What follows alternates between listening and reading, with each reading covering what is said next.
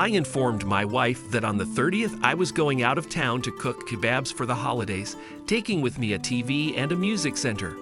I also planned to turn on the refrigerator at the dacha and clean up after the winter. I promised to return on the second evening, especially since it was a colleague's birthday at work. I set off with my 5-year-old daughter to take her to her mother-in-law's house.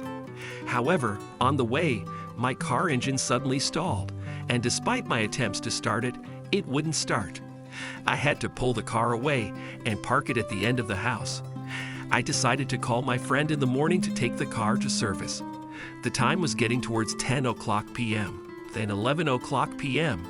I was getting more and more worried as my wife had not gotten home yet. I called her, but she didn't pick up. By midnight, she was still nowhere to be seen. Feeling anxious, I smoked a cigarette on the balcony and then went to bed.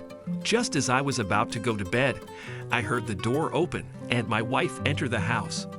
I was about to meet her in the hallway when I suddenly realized that she was not alone.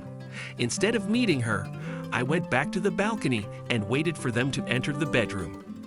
I could hear them quickly undressing. I could hardly contain my emotions as I waited for them to settle down.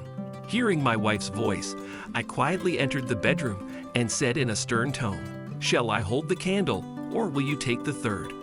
Out of surprise, my wife pushed the man away from her and scooted off the bed. He apologized and said he had had too much alcohol. The wife's response only added fuel to the fire.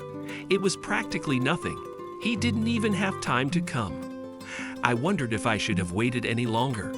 My wife tried to defend herself, but the man had already left without saying a word. All night she paced back and forth continuously from bedroom to hall, repeating, "I'm sorry. I only love you. And I'm only sorry."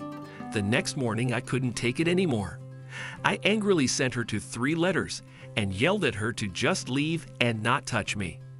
This was completely out of character for me, as I rarely swore even in the presence of strange women.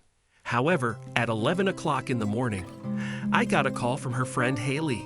It was Haley's birthday, and she wanted to know how my wife was doing. Haley's younger brother had apparently brought my wife home safely the night before. I laughed nervously and said that I didn't realize Haley had a younger brother. I jokingly added that he had tied her up with a pink ribbon. Haley didn't seem to realize what had happened, and my brother didn't say anything to her. I found out later that he was 18 years old and my wife was 27.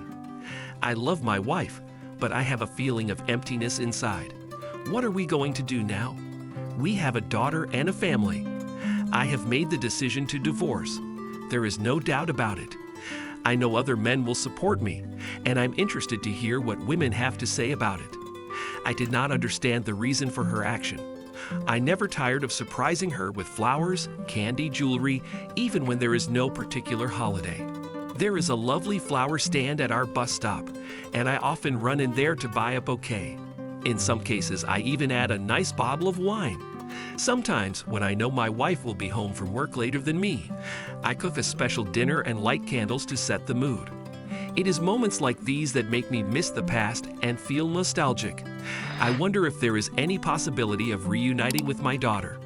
Unfortunately, the court will likely give custody to her mother.